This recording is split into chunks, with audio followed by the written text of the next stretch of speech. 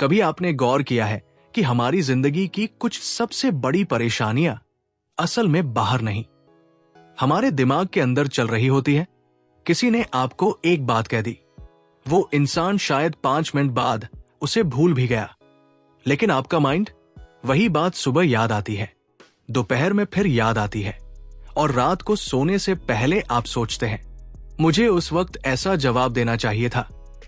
अब सोचिए, जिस घटना में सिर्फ 5 मिनट लगे थे, उसने आपके पूरे दिन के कितने घंटे ले लिए? यही एक बहुत बड़ा सवाल खड़ा होता है। क्या हमारी तकलीफ हमेशा उस घटना की वजह से होती है, या उस कहानी की वजह से जो हमारा माइंड उस घटना के बाद बनाता है? और अगर प्रॉब्लम बाहर कम और अंदर ज्यादा है, तो क्या सिर्फ अपना नजरिया बदलकर हम अपने मन को थोड़ा शांत कर सकते हैं? शून्य मसूनों की किताब दी आर्ट ऑफ सिंपल लिविंग इसी सवाल को एक अलग नजरिए से देखती है, और आज हम समझेंगे कि कैसे छोटी छोटी डेली हैबिट्स, एक्सेप्टेंस, सिंप्लिसिटी और प्रेजेंट मोमेंट पर ध्यान देकर जिंदगी को कम कॉम्प्लिकेटेड बनाया जा सकता है। आप देख रहे हैं द बुक समरी क्लब। जिंदगी की हर प्रॉब्लम को खत्म करना जरूरी नहीं। हम में से ज्यादातर लोग एक स्ट्रेंज कंडीशन के साथ खुशी को जोड़ देते हैं। हम कहते हैं, जब मेरी फाइनेंशियल प्रॉब्लम खत्म होगी तब मैं रिलैक्स रहूंगा, जब जॉब स्टेबल हो जाएगी तब पीस मिलेगी, जब रिलेशनशिप ठीक हो जाएगा तब मैं खुश रहूंगा, जब फ्यूचर सिक्योर हो जाएगा तब आराम करूंगा। लेकिन जिंदगी का प्रॉब्लम यह है कि एक प्रॉब्लम खत्म होते ही दूसरी आ जाती है। एक बिल खत्म हुआ, दूसरा आ गया, एक टारगेट पूरा हुआ, दूसरा मिल गया, एक टेंशन गई, दूसरी शुरू हो गई। तो अगर आपकी पीस इस बात पर डिपेंड करती है कि जिंदगी में कोई प्रॉब्लम नहीं होनी चाहिए, तो शायद आप पीस का इंतजार पूरी जिंदगी करते रहेंगे। दी आर्ट ऑफ सिंपल लिविंग का एक इंपॉर्टेंट आइडिया यही है कि हमें हर मुश्किल को हटाने से ज्यादा जरूरी है मुश्किलों के बीच अपना बैलेंस बनाए रखना।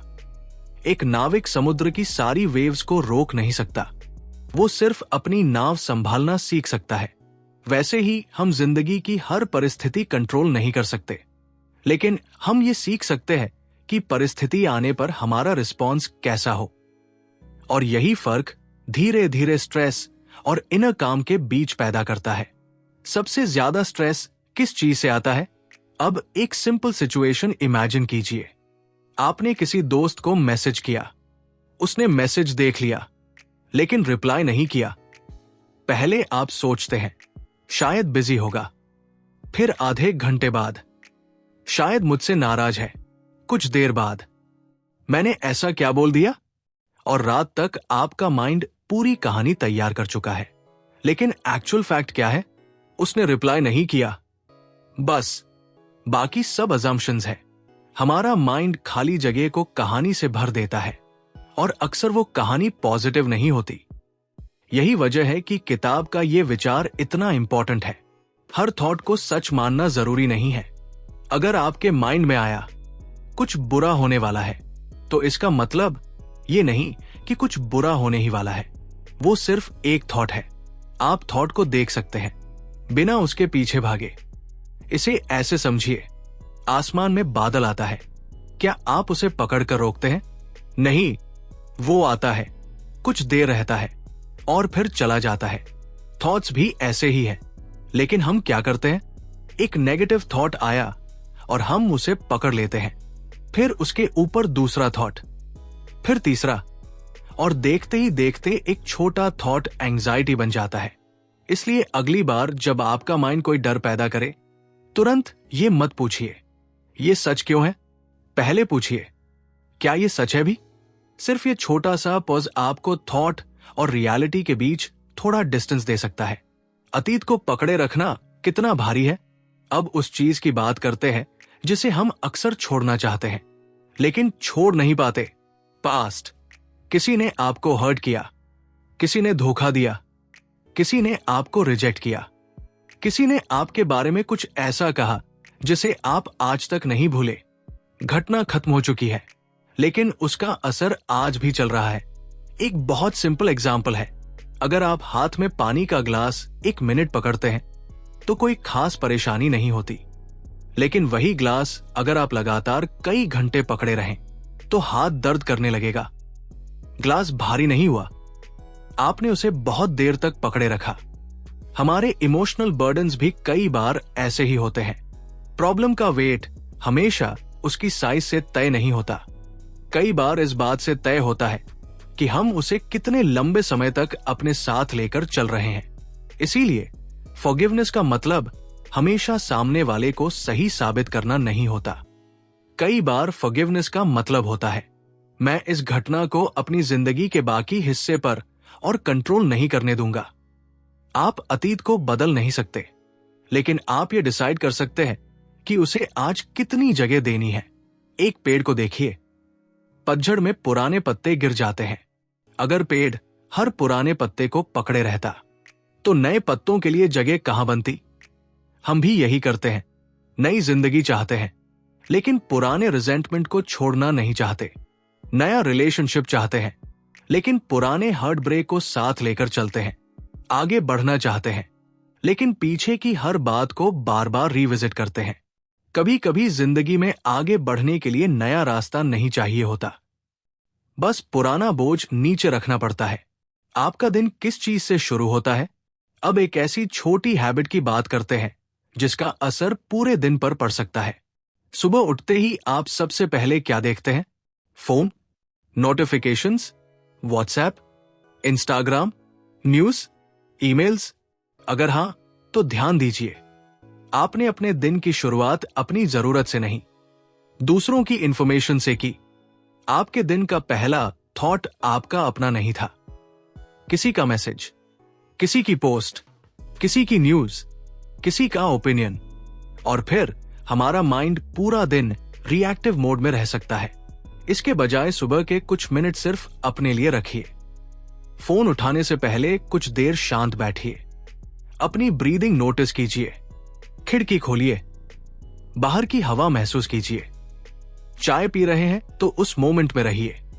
ये छोटी चीजें सुनने में बहुत ऑर्डिनरी लगती है, लेकिन सिंप्लिसिटी अक्सर एक्स्ट्राऑर्डिनरी चीजों से नहीं आती, वो ऑर्डिनरी मोमेंट्स को सच में महसूस करने से आती है। खुशी हमेशा अगली मंजिल पर क्यों होती है? हमारे माइंड की एक बहुत इंटरेस्टिंग हैबिट है, वो हैप्पीनेस को हमेशा फ्यूचर में रखता है। जब प्रमोशन मिलेगा, जब अपना घर होगा, जब पैसे ज्यादा होंगे, जब शादी होगी, जब ये प्रॉब्लम खत्म होगी, तब मैं खुश रहूंगा। लेकिन जैसे ही एक गोल मिलता है, माइंड अगला गोल बना देता है और फिर हैप्पीनेस फिर आगे चली जाती है। इसलिए कभी कभी हमें अपनी गोल्स बदलने की नहीं, हैप्पीनेस की डेफिनेशन बदलने की जरूरत होती है। इसका मतलब यह नहीं कि एम्बिशन छोड़ दीजिए, बिल्कुल नहीं। आप बड़ा करियर बना सकते हैं, पैसा कमाने की कोशिश कर सकते हैं, अपने सपनों पर काम कर सकते हैं, लेकिन एक फर्क रखिए, गोल आपका डायरेक्शन हो सकता है, आपकी हैप्पीनेस की कंडीशन नहीं। मतलब, मुझे प्रमोशन चाहिए, ठीक है, लेकिन प्रमोशन मिलने तक मैं खुश नहीं हो सकता। ये सोच आपको प्रेजेंट से दूर कर देती है। मान लीजिए आप शाम को घर पर बैठे हैं, परिवार आपके आसपास है, चाय सामने है, लेकिन आपका माइंड कल की मीटिंग में है, तो शरीर घर में है, लेकिन आप उस मोमेंट में मौजूद ही नहीं है। इसलिए किताब का एक प्रैक्टिकल मैसेज है, जब खाएं तो खाने में रहिए, जब चलें तो चलने को महसूस कीजिए, जब किसी से बात करें तो सच में सुनिए, क्योंकि अटेंशन जहां होता है, एक्सपीरियंस भी वही बनता है।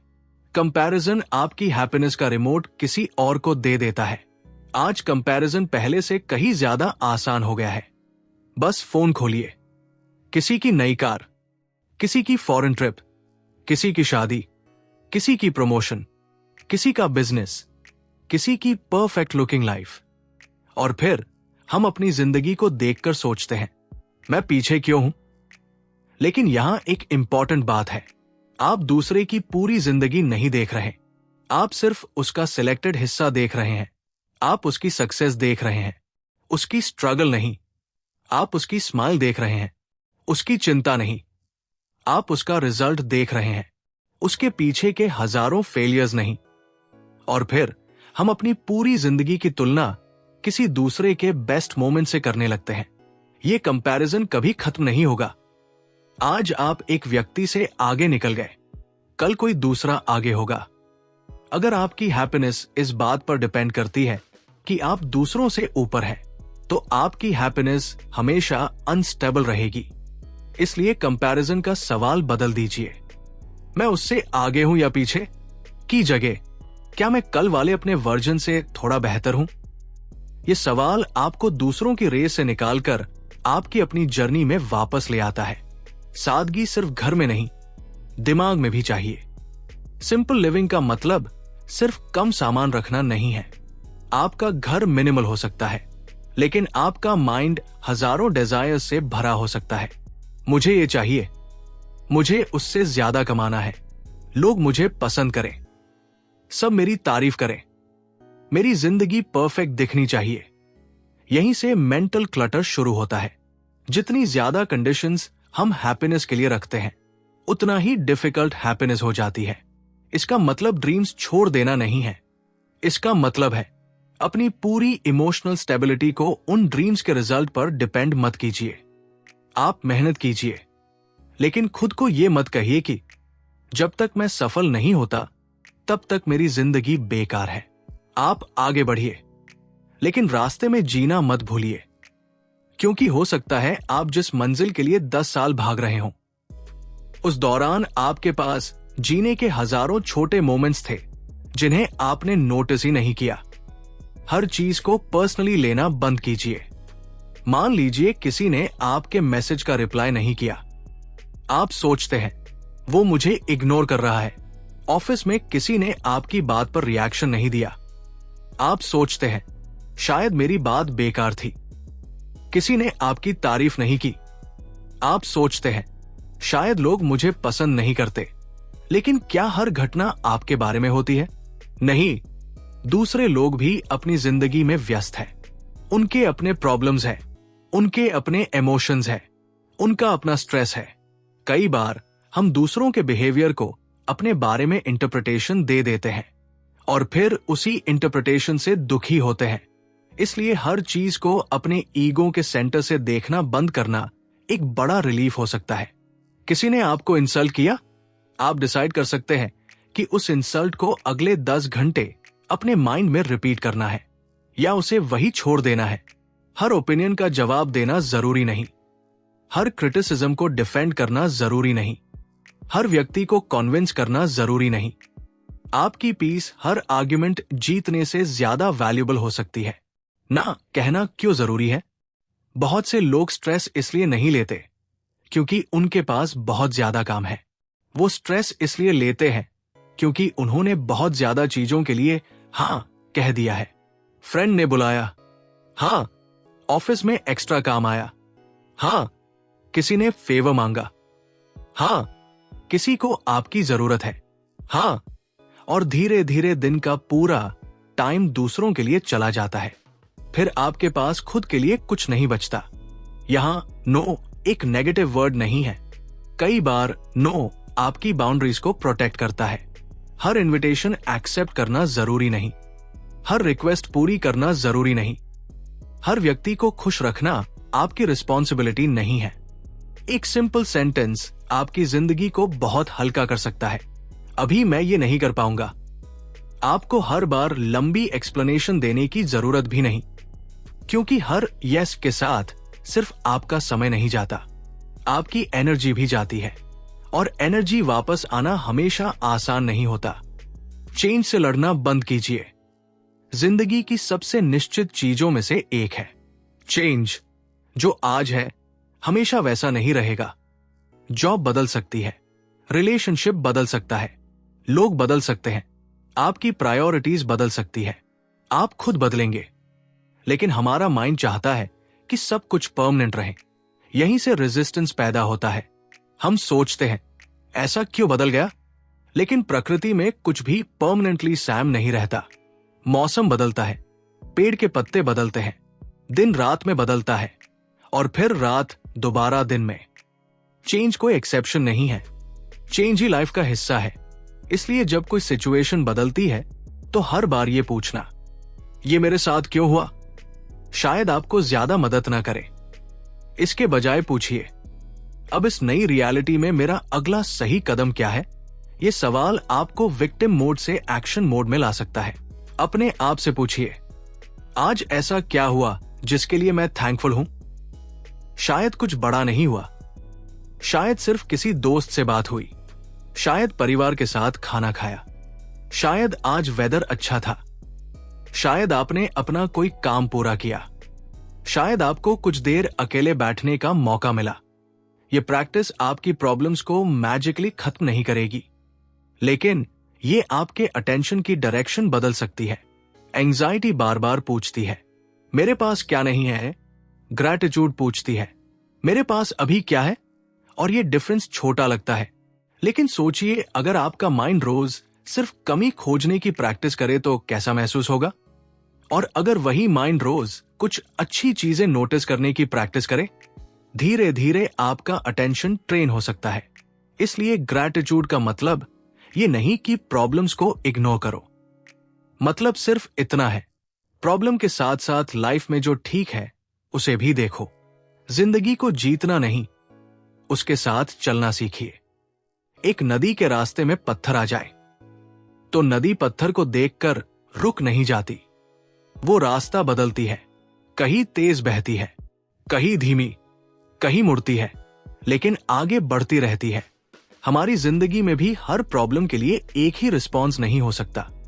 कभी आपको फाइट करना होगा, कभी वेट करना होगा, कभी रास्ता बदलना होगा, कभी एक्सेप्ट करना होगा और कभी सिंपली लेट गो करना होगा। विजडम शायद यही पहचानने में है कि किस सिचुएशन में क्या करना है। हर चीज से लड़ना स्ट्रेंथ नहीं है, कभी कभी अननेसेसरी फाइट छोड़ देना भी स्ट्रेंथ है। थोड़ा धीमा चलना भी प्रोग्रेस है। आज की दुनिया में हर कोई जल्दी में है, जल्दी सक्सेस चाहिए, जल्दी पैसा चाहिए, जल्दी रिकॉग्निशन चाहिए, जल्दी रिजल्ट चाहिए, और इसी हरी में हम प्रेजेंट खो देते हैं। एक बार खुद से पूछिए, आप आखिरी बार कब बिना फोन देखे चाय पीकर बैठे थे? कब बिना किसी काम के कुछ मिनट शांत रहे थे? कब किसी से बात करते समय आपने फोन बिल्कुल नहीं देखा था? कब आपने सिर्फ आसमान देखा था और कुछ हासिल करने की कोशिश नहीं की थी? ये मोमेंट्स छोटे लगते हैं, लेकिन लाइफ आखिर बनती किससे है? इन्हीं छोटे मोमेंट्स से। इसलिए स्लो होना लेजीनेस नहीं है, कई बार स्लो होना अवेयरनेस है। जब आप थोड़ा धीमे होते हैं तो आपको अपने थॉट्स सुनाई देने लगते हैं। आप नोटिस करते हैं कि आप किस बात को लेकर परेशान हैं, किस चीज की जरूरत है, किस चीज की सिर्फ आदत है, और शायद सबसे जरूरी, आपको खुद के साथ रहने की आदत वापस आने लगती है। कुछ मिनट की खामोशी से शुरुआत कीजिए। आज एक छोटा एक्सपेरिमेंट कीजिए। कुछ मिनट के लिए फोन दूर रखिए। कोई वीडियो नहीं, कोई म्यूजिक नहीं, कोई स्क्रोलिंग नहीं, बस शांत बैठिए। शुरुआत में बोरिंग लगेगा, शायद बेचैनी होगी, क्योंकि हमारा माइंड लगातार स्टिम्युलेशन का आदी हो चुका है। लेकिन थोड़ी देर बाद आप नोटिस करेंगे कि आपके अंदर कितनी बातें लगातार चलती रहती हैं। एक पुरानी मेमोरी, कोई फ्यूचर कंसर्न, किसी व्यक्ति की बात, कोई पेंडिंग काम, कोई इनसिक्योरिटी। साइलेंस इन चीजों को पैदा नहीं करती, साइलेंस सिर्फ उन्हें दिखाई देने देती है। और जब आप अपने थॉट्स को देखना शुरू करते हैं, तभी आपको यह समझ आने लगता है कि कौन सी सोच यूजफुल है और कौन सी सिर्फ मेंटल नॉइज है। इसलिए कभी कभी खुद से दूर जाने के लिए हमें और एंटरटेनमेंट नहीं चाहिए, हमें थोड़ी खामोशी चाहिए। अब अपनी जिंदगी को 10 साल आगे से देखिए। कल्पना कीजिए, आज से 10 या 20 साल बाद आप अपनी जिंदगी को पीछे मुड़कर देख रहे हैं। तब क्या आपको आज की हर छोटी चिंता याद रहेगी?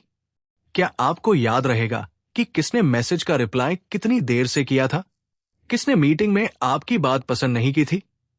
किसने सोशल मीडिया पर आपसे बेहतर जिंदगी दिखाई थी? शायद नहीं, लेकिन आपको शायद ये याद रहे कि आपने अपना समय किन लोगों के साथ बिताया, आपने किन मोमेंट्स को एंजॉय किया, आपने अपने परिवार को कितना टाइम दिया, आपने खुद को कितना समझा, और सबसे इंपॉर्टेंट, क्या आपने अपनी जिंदगी जी या सिर्फ उसकी चिंता की? क्योंकि सबसे बड़ी ट्रेजेडी हमेशा फेलियर नहीं होती, कभी कभी ट्रेजेडी ये होती है कि इंसान उस चीज की चिंता करता रहा जो कभी हुई ही नहीं, और इस दौरान जो सच में उसके पास था उसे जीना भूल गया। फ्यूचर जरूरी है, प्लानिंग जरूरी है, लेकिन फ्यूचर की प्लानिंग करते करते प्रेजेंट को सैक्रिफाइस कर देना, यह बहुत महंगा सौदा हो सकता है। इस किताब का सबसे प्रैक्टिकल मैसेज, तो अगर इस पूरी किताब के आइडियाज को एक सिंपल डायरेक्शन में रखना हो तो वो है, कम पकड़ो, ज्यादा देखो, हर चीज कंट्रोल करने की कोशिश मत करो, हर थॉट पर विश्वास मत करो, हर व्यक्ति की अप्रूवल मत खोजो, हर चीज से कंपैरिजन मत करो, पास्ट को रोज वापस मत उठाओ, हर रिक्वेस्ट पर हक मत कहो, हर फ्यूचर पॉसिबिलिटी से डरना मत शुरू करो, और छोटी खुशियों को छोटा समझकर इग्नोर मत करो। क्योंकि सिंपल लिविंग का मतलब ये नहीं कि आपकी जिंदगी में कम चीजें हों। इसका मतलब है आपकी जिंदगी में कम अननेसेसरी मेंटल नॉइज हो, आपके पास गोल्स हो लेकिन एंजाइटी नहीं, आपके पास एम्बिशन हो लेकिन कांस्टेंट कंपैरिजन नहीं, आपके पास रिस्पॉन्सिबिलिटीज हो लेकिन हर चीज का इमोशनल बर्डन अकेले उठाने की आदत नहीं। आप फ्यूचर के लिए काम करें लेकिन आज को खोकर नहीं। एक छोटा चैलेंज, अब वीडियो खत्म करने से पहले मैं आपको एक सिंपल चैलेंज देना चाहता हूं। आज रात एक पेपर पर सिर्फ 3 सवाल लिखिए। पहला, मैं अभी ऐसी कौन सी चीज कंट्रोल करना चाहता हूं जो मेरे कंट्रोल में नहीं है। दूसरा, कौन सी पुरानी बात मैं आज भी अपने साथ लेकर चल रहा हूं। और तीसरा, आज मेरे पास ऐसी कौन सी एक चीज है जिसके लिए मैं जेन्युइनली ग्रेटफुल हूं। इन सवालों के आंसर्स बहुत बड़े होने जरूरी नहीं, लेकिन ऑनेस्टली लिखिए। फिर कल सुबह उठकर कुछ मिनट्स फोन से दूर रहिए और अपने दिन को एक सेंटेंस से शुरू कीजिए। मुझे आज पूरी जिंदगी सॉल्व नहीं करनी है, मुझे सिर्फ आज को ठीक से जीना है। हो सकता है आपकी प्रॉब्लम्स खत्म न हो, लेकिन शायद उनका असर आप पर थोड़ा बदल जाए। और कई बार यही असली बदलाव होता है। हम अक्सर सोचते हैं कि पीसफुल लाइफ पाने के लिए हमें अपनी जिंदगी बदलनी होगी। शायद बेहतर जॉब, ज्यादा पैसा, नई जगह, नया रिलेशनशिप, नई शुरुआत। लेकिन दी आर्ट ऑफ सिंपल लिविंग एक अलग पॉसिबिलिटी दिखाती है। शायद हर बार बाहर की दुनिया बदलने की जरूरत नहीं। शायद पहले हमें यह देखना चाहिए कि हम अपने माइंड में कितना एक्स्ट्रा बोझ लेकर घूम रहे हैं। कितनी पुरानी बातें, कितने इमेजिनरी फेयर्स, कितनी कंपैरिजन्स, कितनी एक्सपेक्टेशंस, कितनी अननेसेसरी ओपिनियंस, कितने ऐसे थॉट्स जिन्हें हमने सच मान लिया बिना ये चेक किए कि वो सच थे भी या नहीं। जिंदगी परफेक्ट नहीं होगी, लोग हमेशा हमें समझेंगे नहीं, हर प्लान सक्सेसफुल नहीं होगा, हर रिलेशनशिप वैसा नहीं रहेगा जैसा हमने सोचा था।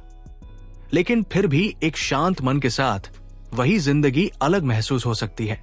इसलिए अगली बार जब कोई छोटी बात आपको परेशान करे, एक पल रुकिए, गहरी सांस लीजिए और खुद से पूछिए, क्या मुझे इस प्रॉब्लम को सॉल्व करना है या सिर्फ इसे अपने माइंड में बार बार रिपीट करना बंद करना है।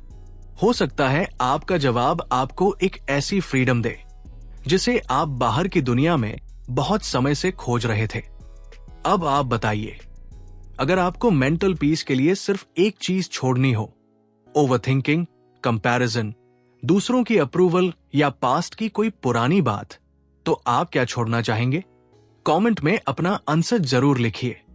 और अगर आपको ऐसी पावरफुल बुक्स की सिंपल, प्रैक्टिकल और एंगेजिंग हिंदी समरीज पसंद है तो द बुक समरी क्लब को सब्सक्राइब कर लीजिए। मिलते हैं अगली किताब में, एक नई कहानी, एक नया विचार और जिंदगी को देखने का एक नया नजरिया लेकर।